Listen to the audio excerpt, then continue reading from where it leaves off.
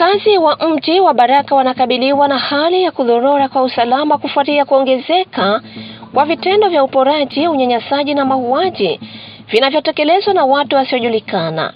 Matukio hayo yamezua hofu na taharuki kubwa miongoni mwa wananchi, huko wengi wakihofia usalama wa familia zao na mali zao. Didas TV ilifanya mahojiano na kiongozi wa asasi za kiraia NDC Chumvi ya Kongo mjini Baraka ili kufahamu hatua zinazotarajiwa kuchukuliwa kupunguza changamoto hizo. Naitwa Lusambia Wanumbe.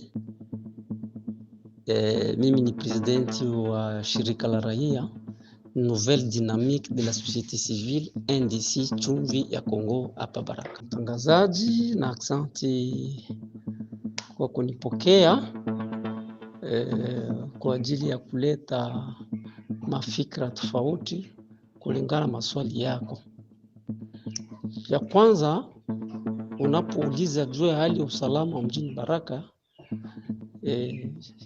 ifahamike kuwa kwa kweli mambo ya usalama mjini Baraka inaleta changamoto kubwa. Changamoto kubwa inakuwa ya kuwa masase yanapigwa ovyo kila siku, na hiyo inashtua, inaleta mshtuko kwa watu, inaleta woga. Cha kwanza hicho. Cha pili, hali usalama inakuwa ya watu kuuawa hovyo. Hakupita siku moja wao mbili usikie kume watu wamepigwa masase, wameuawa wawili, umoja kadhalika. Hakuna siku inayopita bure bila mtu umoja kuuawa au wawili au zaidi. Na wote wanauawa na watu wenye kusikilia silaha. Ya tatu ni watu kuingiliwa manyumbani. Watu wanaingiliwa manyumbani sana kwa kunyang'anyiwa vitu vyao, pesa, mali tofauti, simu. Hata njiani usiku ni hivyo, watu wananyang'anywa masimu hovyo. Sasa hiyo hali ya usalama mdogo mjini Baraka inatuletea wasiwasi. Inaleta wasiwasi sana miongoni mwa raia, kwa sababu halipaswi kuwa jambo la kawaida kama mambo kama hayo yanaweza kuwa yanapitika kila siku, kila usiku nasikia masasi, kila usiku watu wanauliwa, kila usiku watu wananyang'anywa, kila usiku watu wanaingiliwa na watu wenye kushika silaha. Hiyo ni cha kwanza. Cha pili ni tukubaliane ya kuwa cha msingi ni kweli ya kuwa silaha zinazagaa sana hapa Baraka. Kuna wingi wa jeshi, kwa sababu tunaolijua sisi wote, kwa sababu ya utetezi wa nchi. Unajua kama nchi yetu inavamiwa na lazima jeshi ifanye kazi yao. Ina maana hapa kuna silaha nyingi sana. Silaha sio tu la wajeshi wanashika, kuna silaha zinashikwa na vikundi tofauti vya kushikilia silaha, na hiyo ni tatizo kubwa. Lakini cha msingi ni kuelewa ya kuwa silaha haingekuwa kwetu sisi kusumbua sisi raia, kutupora, kutuua. Cha msingi ni silaha ziue adui, zifuate adui, kwa sababu ndio lengo za wingi wa silaha hapa Baraka. Ifuate adui, iue adui. Siwezi kuwa masilaha za kutesa, za kunyanyasa, za kuhimiza raia, za kutatiza raia, ya kuiba raia mali yake. Ndio maana sisi kama vile shirika la raia tutakuwa tumekemea hali kama hiyo, na kuita viongozi waangalie jambo hili, iwe meya wa mji, iwe viongozi wa kiserikali tofauti, iwe jeshi, itizame upya namna gani silaha zinazagaa, namna gani watu wanasumbuliwa na watu kushikilia silaha. Hali ya usalama mashariki mwa Jamhuri ya Kidemokrasia ya Kongo DRC inaendelea kuwa tete kutokana na mapigano ya mara kwa mara kati ya jeshi la serikali na makundi yenye silaha, ikiwemo AFC, M23 na washirika wake. Mvutano huu umechangia ongezeko la hofu, vifo na uharibifu wa mali na wimbi la wakimbizi. Kutokana na hali hiyo, serikali ya Kinshasa imeanzisha na kushiriki katika mazungumzo ya amani na viongozi mbalimbali kwa lengo la kurejesha utulivu na kuimarisha mshikamano wa kitaifa. Je, mazungumzo haya yataweza kuleta suluhu ya kudumu na kurejesha usalama? Ndugu mtangazaji, wakati mimi nasikia watu wengi wanazungumzia juu ya mazungumzo ama dialogue kati ya Wakongomani, huwa mimi ninacheka. Mimi najiuliza kama je, tunafikiria nini? Atujue hali ya nchi, atusome siasa ya nchi yetu. Mimi nafikiria kuwa muda si mzuri kufanya mazungumzo kati ya Wakongomani. Ijapokuwa kuzungumza ni hali ya kawaida katika watoto wa nchi moja, katika wandugu, katika marafiki. Kuzungumza ni jambo la kawaida tu. Serikali kuzungumza na wakaaji, serikali kuzungumza na wafanyasiasa ni jambo la kawaida. Lakini swali muhimu ni kujiuliza sasa, kwa saa hizi tufanye mazungumzo kati, tuzungumzie nini? Wakati tunajua kama nchi yetu imevamiwa na adui anajulikana. Inavamiwa na Rwanda na ni adui mwenye anatambulika hata kimataifa. Sasa mnatuambia sisi tufanye mazungumzo na nani? Na Rwanda? Hata ikiwa katika Rwanda, hata ikiwa Rwanda inatumiwa vibaraka, lakini ni Rwanda na yamekamilishwa. Rwanda mwenyewe katika huko kwenye Congress Marekani, Rwanda amekubali kama ni wao. Sasa tuzungumze na nani? Ndio swali kubwa. Ndio maana mimi nafikiria kuwa kuzungumza ni jambo la kawaida kati ya watoto wa mtu mmoja, kati ya watu wa nchi moja, taifa moja, ni jambo la kawaida. Lakini kwa sababu leo tukazungumzia eti tufanye mazungumzo kati ya Wakongomani, tutakuwa sawa vile tunafanya mchezo wa Rwanda. Tutaingia katika mtego wa kucheza mchezo wa Rwanda, na hili sikubaliki. Ndio maana mimi siko partisan kabisa wa dialogue kati ya Wakongomani, kwa sababu tutapelekwa kucheza mchezo wa adui, mchezo wa Rwanda, na ndio maana sikubali hilo jambo. Tusubiri wakati tafikapo, adui tumemtupa nje, lazima tutaketi tunazungumza, sio tatizo. Lakini tusisukumiwe kucheza mchezo wa adui, tusisukumwe kucheza mchezo wa adui. Tunapofanya hivyo tutakuwa tumeanguka katika mtego. Kwa sababu ni nini? Unajua dialogue ngapi zimefanyika katika nchi hii? Dialogue ni ngapi zimeleta suluhu?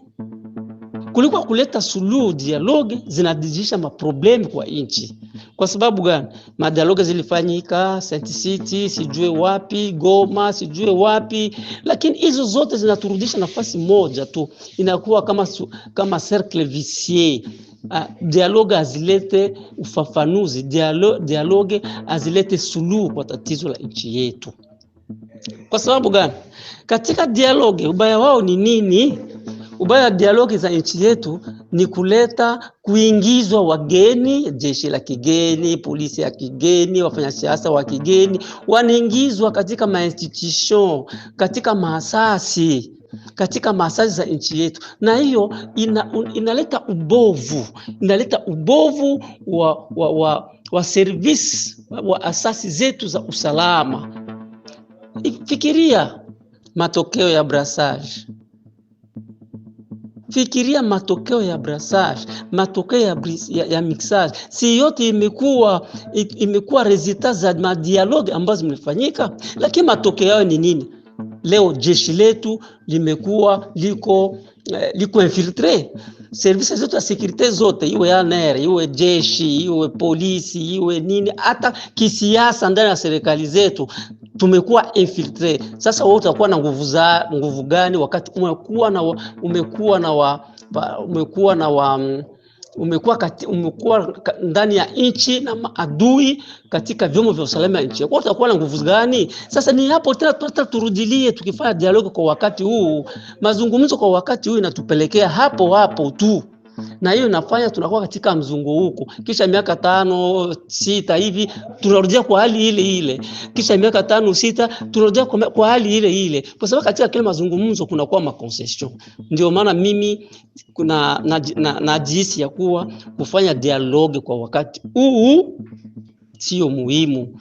Kwa sababu tukikubali kufanya dialogue tunacheza mchezo wa Rwanda, tunacheza mchezo wa enemy. Ndio sababu yangu kubwa hiyo ya mimi kusema kama sisi kama shirika la raia NDC Chumvi ya Kongo kwa kweli atuambatane na jambo la dialogue kwa muda huu, kwa sababu kwa muda huu kufanya dialogue ni mchezo wa Rwanda na italeta suluhu kwa matatizo ya Kongo. Siamini hivyo.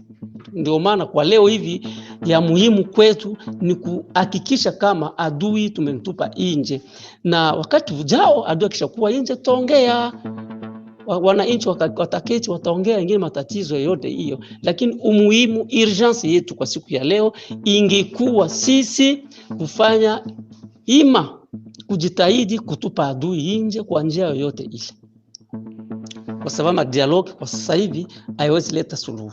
Na mwingine kuhusu dialogue, unajua ile matokeo, Wakongomani wameuliwa, mamilioni ya watu wamekufa katika dialogue zenu ambazo mnatuitisha ni kusamea.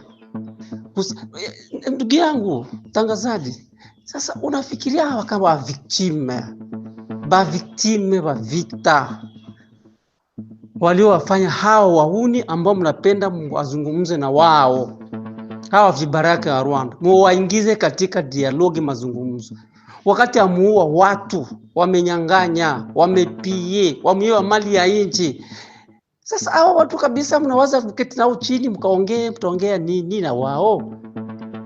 Wasamehewe kwa sababu walikuwa kufanya kitu, wapate msamaha tu, ndio kinapotafutika hapo. Kwa wao ni njia moja, vile vibaraka vya Rwanda ni njia moja yao, au ni njia moja kwao kuingia katika maasasi za serikali. Cha kwanza. Cha pili ni njia yao ya kuwa amnistie, wasamehewe. Sasa tukafikia hapo, ndugu mtangazaji.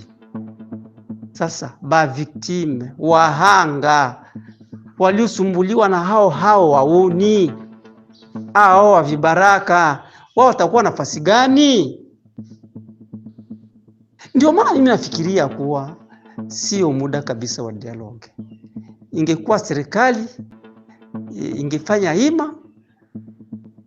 ili raia ingefanya tusindikize serikali ili kutupa adui nje, na mazungumzo yataweza dunguziwa baadaye kati ya Wakongomani ambao hawakugusa damu, na baada ya hapo waliogusa damu lazima waende mahakamani.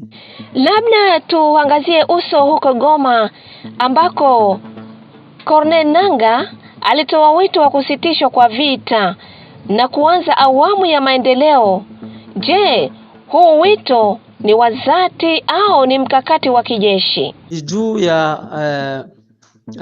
matamshi ya Corneille Nangaa hapo Goma, matamshi ambayo anazungumza kama vita imekwisha na wakati ya miradi ya maendeleo. Unajua kwa ngambo moja anaweza akazungumza hivyo kwa sababu ameona kama nyuma yake kuna moto. Serikali inajipanga, ninatisha, ninaleta woga.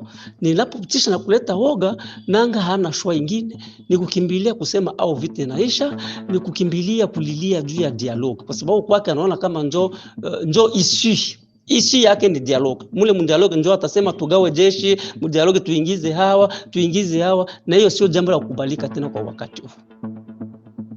Sio tena jambo la kukubalika kwa wakati huu. Ndio maana nilisema tusiingie katika mtego wa kucheza mchezo wa adui.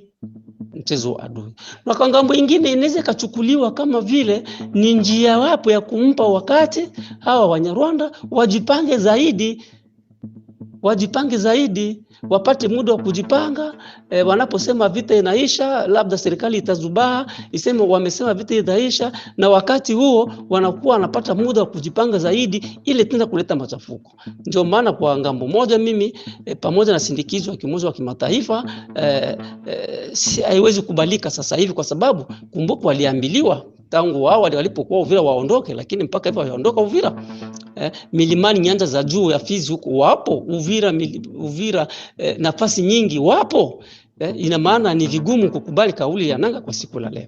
Ndio maana mwito wangu kwa serikali ni kusimama kuwa imara, kutokufuata mwito wa Nanga, ni kumfuata adui mahali popote alipo, ili tuhakikishe kama adui tumentupa nje adui Rwanda na vibaraka vyake. Asante kiongozi, unaweza kutoa ujumbe gani kwa raia kuhusu hali ya sasa? Cha kwanza kuhusu usalama, lazima raia ijue kuwa usalama ni jambo au ni kazi ya kila mwananchi. Jeshi lenyewe haliwezi, serikali yenyewe haiwezi. Lazima sisi raia tusindikize jeshi letu, tusindikize polisi yetu, tusindikize vyombo vya usalama zote, ili kwa kustawisha usalama hapa kwetu. Na mojawapo ya mchango wetu kama sisi raia ni kudenonse, ni kutaja wahalifu.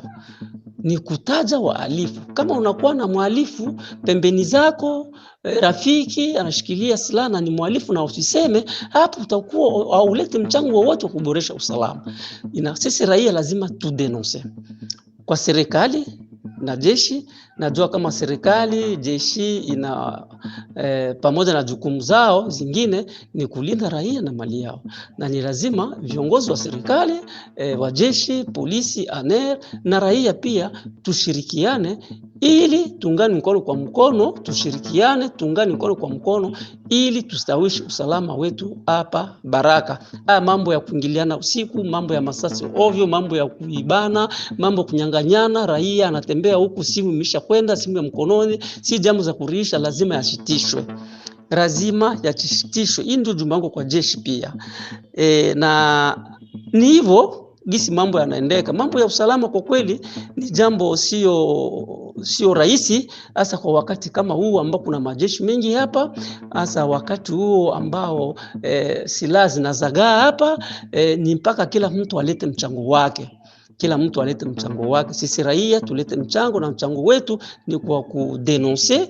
Pia viongozi wa jeshi, polisi, serikali lazima wasimame imara, kusimama imara na watu na wajeshi wenye kusikilia silaha, ili kuhakikisha kama usalama unadumishwa hapa mjini Baraka. Watu hawauawe, masasa ipigwe ovyo, watu wanalala kikawaida kabisa.